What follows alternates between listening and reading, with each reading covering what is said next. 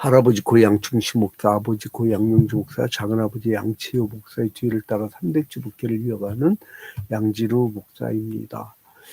오늘은 베드로전서 2장을 볼 차례인데요. 이제 우리가 베드로전서를 이해하기 위해서는 이 시대의 분위기를 봐야 돼요. 시대의 분위기는 뭐냐면 고난받는 환경이었어요. 고난. 그래서 사람들이 막 배교하고 싶고, 그리고 뭐 살아보려고. 여러분 이제 나치 시대 같이 폭군이 나타나잖아요. 그러면 자기가 그게 불인지도 알면서 하는 겁니다. 왜냐하면 살으려고. 그게 이제 굉장히, 그러니까 그래서 군국주의, 제국주의, 그리고 또한 전체주의, 이게 무서운 거예요. 그리고 어떤 지배자의 사적 영역을 자기가 어떤 사적 판단이에요. 그거를 공적 영역에 투입을 시켜.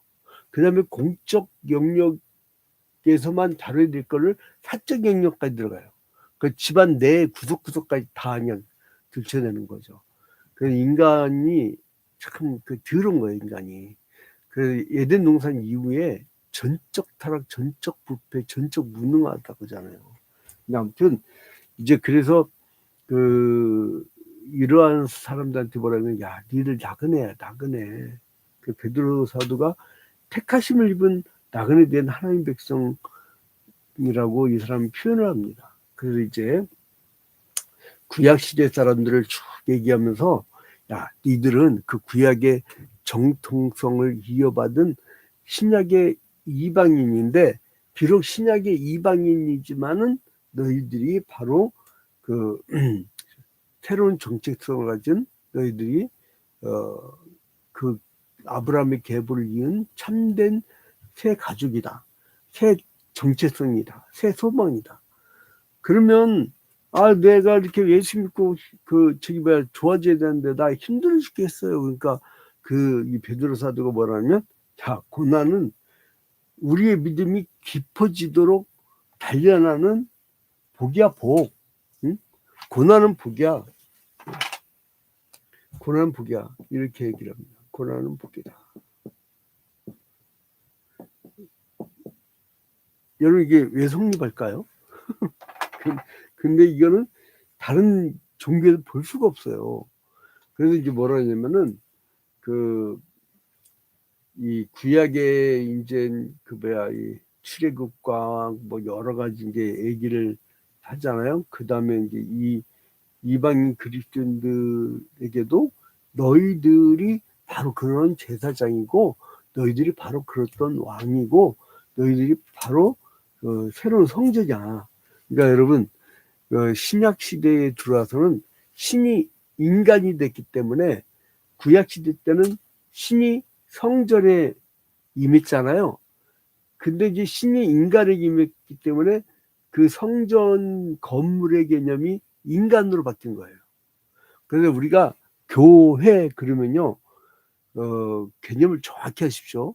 하나님의 택하심을 받은 거룩한 백성들의 모임이에요, 모임.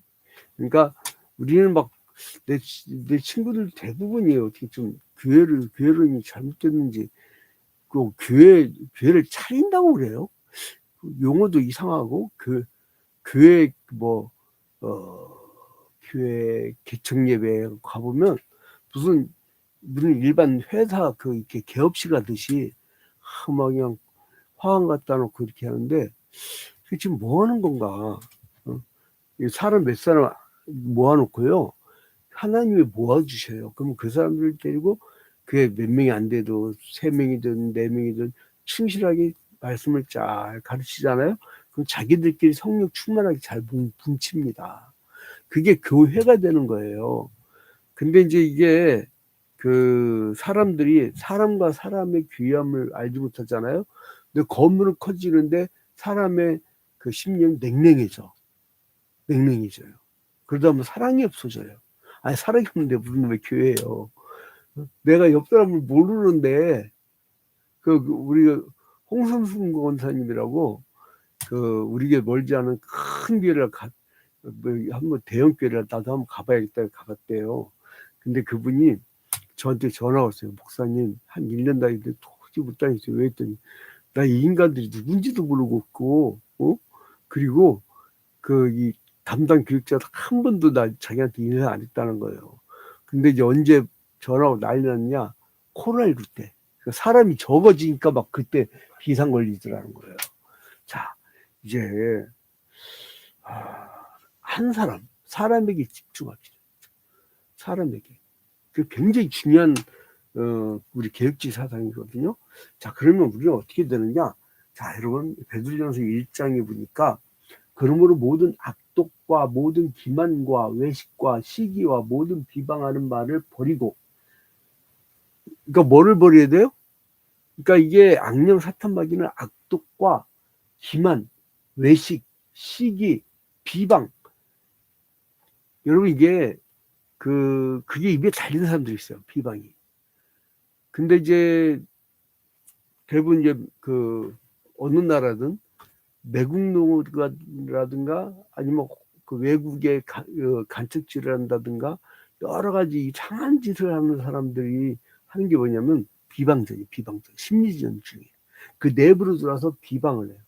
근데 막 그냥 예를 들어서 상대방 말도 하기도 전에 그냥 막 쏟아붓고 하는. 이거 보세요. 이게 분위기, 이게 그 당시에 사회 분위기. 그러므로 모든 악독, 기만, 외식, 시기, 비방, 이걸 니들 다 버려라. 본받지도 마라. 제가 이제 충격적인 선배 목사님 말을 들었어요. 이창수 목사라고 내가 존경하는 선배인데, 분당 우리 교회 이창수 목사가 작년 12.3 계엄령 딱 떨어지자마자 여러분들 아무 판단도 하지 마세요. 예수님이 비판하지 말라고 했고 판단하지 말고 아무 판단 좀 하지 마세요. 이랬대요. 근데 그 양반이 친구 목사들 명단이 오른 걸 본 거야. 그러니까 화가 나가지고 또 이분은 거꾸로 설교했는데 조회수가 엄청 올라가대. 뭐라고 하냐면은 예수님이 하나님이 살인하지 말지라고 6계명을 줬는데 어떻게 6계명을 준 걸 가지고 살인자를 봐도 그냥 냅두세요. 못 본 척하세요. 이렇게 설교한 거라 이거야. 아닌 건 아니고 기면 기라 이렇게 설교하는 게 맞다는 거죠. 근데 이게 그래서 여러분 그러면 어떻게 되냐면요. 왜 그렇게 막 사람들이 막 보수화되고 극화되고 막 왜 그러냐면 이데올로기가 가득 차서 그래요. 이데올로기가 가득 차서 그렇다니까. 그러면 상대방 미워하게 돼 있어요. 내가 여기다 빨간 이 색칠하잖아요. 안경에 세상 다 빨개요. 내가 여기 세상 파란 색칠하잖아요.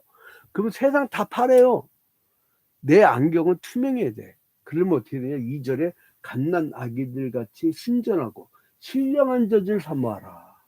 갓난 아기들처럼 순진하라는 거예요. 좀 그리스도인들은 이데올로기 좀 버려. 우리나라 지금 봐야 이 이데올로기 때문에 남북 분단된 지 지금 세계에서 마지막 남은 분단 국가에 고집들도 세. 대한민국 사람들 동서남북 봐봐요. 고집들이요. 제일 센 나라입니다. 이 나라가. 교회에서도요. 여러분 자리 앉는 거 봐봐요. 딱 내가 거기 앉던 자리에 앉아야지. 누가 이제 딴 사람 앉아있잖아. 어머 내 자리인데 이러니까 누가 전세 낸 것도 아닌데. 그러니까 이게 사람들이 이상한 똥꼬집들이 있어요. 대한민국 국민들이. 그러니까 토론이 안 돼. 자기 거를 좀 포기하고 들어줘야 되거든. 그게 없는 거예요. 근데 갓난아기들 같이 순전하라. 신령한 젖을 삼아라. 신령한 젖. 하나님의 말씀이죠. 이는 그로 말미암아 너희를 구원에 이르도록 잘하게 하려 합니다. 자, 여러분, 베드로는 성도들에게 이런 모든 악한 것들, 막 이런 막 비방하고 이런 것들을 다 버리고 깔끔하게 갓난 애기처럼 순전하라. 그 신령한 젖을 삼아라. 왜? 구원에 이르도록 하려고. 여러분, 이게 있잖아요. 마귀 사탄이 이 세상에 역사를 하잖아요. 근데 그 역사는 이유가 뭔지 알아요? 성도들을 천국 못 가게 하려고. 그러니까 여러분들이 거기에 또 그 싸움판에 들어가 버려요. 그럴 때일수록 좀 더 멀리 있으면서 그 악령 사탄 마귀 역사를 볼 줄 알아요.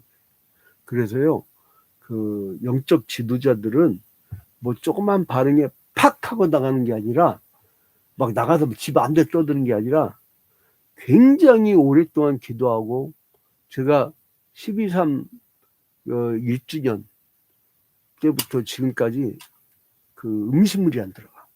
그래서 어쩔 수 없이 금식을 하고 있는데, 이게 이제 그 왜냐면 이 민족의 고통을 다 끌어안고 기도하잖아요. 그러니까 이게 막 내가 견딜 수가 없어요. 막 이제 이 민족을 어떻게 되나, 이 민족 어떻게 되나. 근데 이제 여러분 좀 그렇게 영적 지도자들이 신중했으면 좋겠다는 거예요. 나는 지금 이게 이제 한국 교회 리더들을 위해서 많이 지적을 하고 있는데, 그러다 보니까 나도 피드백이 별로 안 좋아요. 욕지거리하는 목사님도 있고, 너만 선하냐 그러고, 내가 언제 나만 선하다고 했어. 아무튼 성도가 사모해야 할 하나님 말씀은 영혼을 성장시키고 신령한 양식. 뭐냐면 니들 이 세상 시끄럽지? 말씀 읽어. 이거예요. 내가 5절 봐봐요.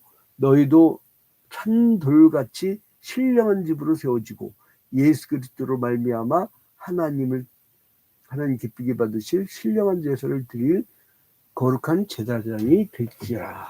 자, 이 사람 또 뭐라 하냐면 예수 그리스도는 산돌이래. 이렇게 표현을 해요. 그러면서 그 예수 그리스도는 믿는 자들에게 구원의 돌이 되신 거죠. 그 믿지 않는 자들에게는 심판의 돌이 되시는 거예요. 이게 이제 비슷한 말씀이 요한복음 3장 16절부터 18절에 보면, 요한복음 3장 16절부터 18절.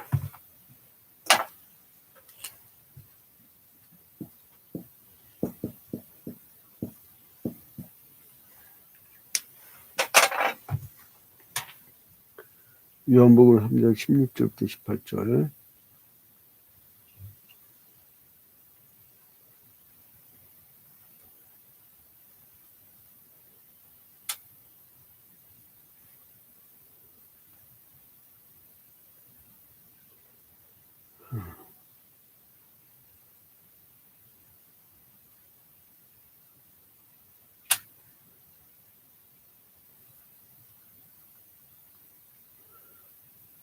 (16절부터 18절) 보면, 하나님이 세상을 이처럼 사랑하사 독생자를 주셨으니 이는 그를 믿는 자마다 멸망하지 않고 영생을 얻게 하려 하심이라. 하나님이 그 아들을 세상에 보내신 것은 세상을 심판하려 하심이 아니요 그로 말미암아 세상이 구원을 받게 하려 하심이라. 그를 믿는 자는 심판을 받지 아니하는 것이요 믿지 아니하는 자는 하나님의 독생자의 이름을 믿지 아니함으로 벌써 심판을 받는 것이니라. 그러니까 여러분, 이 세상의 심판의 기준을 딱 정확히 얘기한 거예요. 사람들이죠. 저 교회 안 다니는 사람 더 착하게 사는데, 그거를 기준으로 삼았으면 그렇게 가면 돼. 근데 그렇게 기준 안 삼았어요. 보배로운 산돌이신 예수 그리스도께 나아가 그분을 영접한 자만 천국에 입성시킨다는 거예요. 왜요? 당신의 자녀니까. 신이 인간이 되어서 그 인간을 대신 죽어줬는데 그 고마움을 아는 사람들이니까. 네? 자, 그 다음에 이제 9절을 보니까요. 그러나 너희는 택하신 족속이요 왕같은 제사장들이요 거룩한 나라요 그의 소유가 된 백성이니 이는 너희를 어두운 데서 불러내어 그의 기이한 빛에 들어가게 하신 이의 아름다운 덕을 선포하게 하려 하심이라. 아멘. 이게요, 그 마틴 루터의 만인 제사장설. 그러니까 종교개혁하면서 그 중세 로마 가톨릭 시대는 그 성직자와 평신도로 나뉘어졌잖아요. 근데 종교개혁 이후에는 모든 사역자가, 모든 성도가 다 동등한 그 제사장 역할을 한다 이거예요. 그래서 이 베드로는 성도들을 하나님의 소유된 백성이고 그 소유로서 그 어떤 세력에도 뺏기지 않는 하나님의 전유물이란 거예요. 그래서 이제 그들을 불러내어 가지고 그 어떻게 했느냐? 왕 같은 제사장으로 삼았다는 거예요. 구약 시대 때는 왕, 제사장, 선지자가 따로 있었잖아요. 근데 이거를 왕 같은 제사장이다. 그래서 여러분, 이 여러분의 신분을 오늘 잊으면 안 됩니다. 나는 무슨 직분이야 이게 중요하지 않고 구절을 잘 기억하세요. 너희는 택하신 족속이요, 왕 같은 제사장이요, 거룩한 나라고, 그의 소유가 된 백성이, 우리는 그 자기가 속한 회사의 사장이 소유한 게 아니고 우리는 하나님의 소유가 된 백성이에요. 응? 그리고 이는 너희를 어두운 데서 불러내어 그의 기이한 빛에 들어가게 하신 이의 아름다운 덕을 선포하게 하려 하십니다. 왜 불렀어요? 선포하게 하려고. 그러면 어떻게 되느냐? 베드로는요, 성도들에게 주를 위하여 세상이 좀 안정되게 해야 된다는 것이 나옵니다. 자, 13절에 보니까 인간의 모든 제도를 주를 위하여 순종하되 혹은 위에 있는 왕이나 혹은 그의 악행하는 자를 징벌하고 선행하는 자를 포정하기 위하여 보낸 총독에게 하라. 이게 뭐냐면은 모든 제도를 주를 위해서 하는 거예요. 여러분, 제도를 잘 만들어 놓잖아요. 아무리 살인마가 그 최고 지도자 위치에 있다 할지라도 그 제도 때문에 힘을 못 써. 근데 제도가 개판이잖아요. 그러면 이러한 살인마가 만약에 살인마나 혹은 외세의 어떤 간첩질하는 사람들이 이렇게 딱 자리 잡잖아요. 그 나라 끝난 거야. 그러니까 제도, 시스템, 이거를 튼튼하게 만들어야 됩니다. 튼튼하게. 그래서 13절 봐봐요. 인간의 모든 제도를 누구를 위하여 순종하되? 주를 위하여. 그러니까 우리는 항상 지금 우리의 그 속한 회사의 정관도 그렇고, 그리고 또 사회 규약도 그렇고, 그리고 또 나라의 법과 제도도 그렇고, 이게 주님이 말씀하신 것과 일치하느냐를 항상 대비시켜야 돼요. 그걸 대비시켜서 잘못되어 있으면 잘못됐다고 얘기를 해줘야 돼요. 근데 엉뚱한 걸 갖고 막 떠들어대니까, 응? 참 희한하대. 막 극단적으로 막 해체되는 목사님들을 돈 대주고 지도하는 사람이 상부가 누구였냐면 무당들이야. 그러니까 이게 나 그래서 참 한국 기독교 굉장히 회의를 품고 있습니다. 혹은 위에 있는 왕이나 혹은 그가 악행하는 자를 징벌하고 선행하는 자를 포상하게 하려고는 충분히 이 성취자들이 좀 잘할 수 있도록 주의 영광을 위해서 하는 겁니다. 자, 그래서 15절을 보면 그 선행으로 어리석은 사람들의 무식한 말을 막으시는 것이라. 그러니까 이 얼마나 무식한 말들을 합니까? 막 살인하라고 하고, 막 노사원이 옛날에 그랬다며요. 정보사령관이. 북파 공장 얼마나 불쌍한 사람들입니까? HID-온 북한에서 딱 임무 수행하고 돌아오는데 그게 보안이 빵꾸 날까봐 저 어떻게 얘들을 어디로 보낼까 했더니 다 폭침시켜 죽여버리려고 했잖아요. 그게 인간입니까? 그게 인간이냐고. 어? 그 국가를 위해서 충성을 다하는 사람들을 막 그 뉴스 보면서 막 소름 돋아가지고, 그러니까 우리의 영적 세계가 완전히 달라 이거. 근데 나중에 무당됐더만. 근데 아무튼 베드로는 선행으로 어리석은 사람들의 무식한 말을 막아야 된다. 우리가 그러니까 그리스도인들이 더 모범 보이라는 얘기예요. 난 자꾸 사람들 질문을 받아. 하나님은 선을 가르쳤을 텐데 왜 저 목사님들은 하나님 가르치는 선이 아니라 저 분명히 봐도 마귀 새끼인데 마귀 새끼의 종노릇 합니까? 라고 하면서 자기 귀 안 다닌대. 아니, 너 모태신앙이고 평생 다녔잖아 했더니 아니래. 한국교회 다니다 구원도 못 받겠대. 야, 그러니까 목사님들은요 조심해야 돼. 말 한마디 한마디 조심해야 돼. 정말 조심해야 돼. 나 계속 이거를 계속 하는 이유가 있어요. 드디어 어떤 분들이 듣고 좀 반성하는 분도 있고요. 누군가 이렇게 얘기해 줘야 돼. 얘기해 줘야 돼. 정말 신중하십시오. 그래서 이제 자유함을 얻는 성도들은 그 인간이 합의해서 주의 영광을 위해서 잘 만들어진 제도에 참 순복 잘해요. 그게 이제 그리스도인들의 특징인데, 그러면 우리는 어떤 자세를 가져야 되냐? 예수 그리스도의 종된 자세를 배우라 이거예요. 23절에 욕을 당하시되 맞대어 욕하지 아니하시고 고난을 당하시되 위협하지 아니하시고 오직 공의로 심판하신 이에게 부탁하시며. 욕을 당하시는데 침뱉음을 받는데 그냥 맞고 있어요. 십자가 달려 죽을 때. 그러니까 이 욕을 막 당하고 있는데 욕을로 갚지 않고, 고난을 당하시는데 막 아프다고 이놈 새끼들 왜 때리냐고 위협하지 아니하시고 오직 공의를 심판하신 이에게 부탁하시며. 하나님이 심판하신 걸 부탁하는 거예요. 이게 차원이 다른 거예요. 이게 일반 사람들은요 이걸 모르거든요. 영적 세계를 하나님 심판하신다는 걸 우리는 알기 때문에 저러다 심판받는데 걱정해 주는 거잖아요. 자, 여러분, 그래서 베드로 당시에 로마사회는요 종의 수가 자유민의 4배 정도 되는데요. 이 노예 문제가 크게 문제가 됐어요. 그러니까 교회 안에서도 주를 영접한 노예들이 있었단 말이죠. 그래서 이 사람들이 아니 우리 형제자매들 아니에요? 이랬더니 이거 좀 희한한 얘기를 해요. 이 베드로도. 응? 예수님도 애매한 고난을 받았다. 그러니까 이게 이 고대 노예제를 인정하는 듯한 좀 그런 것이 있어요. 근데 그걸 극복할 말이 나옵니다. 25절. 너희가 전에는 양과 같이 길을 잃었더니 이제는 너희 영혼의 목자와 감독 되신 이에게 돌아왔느니라.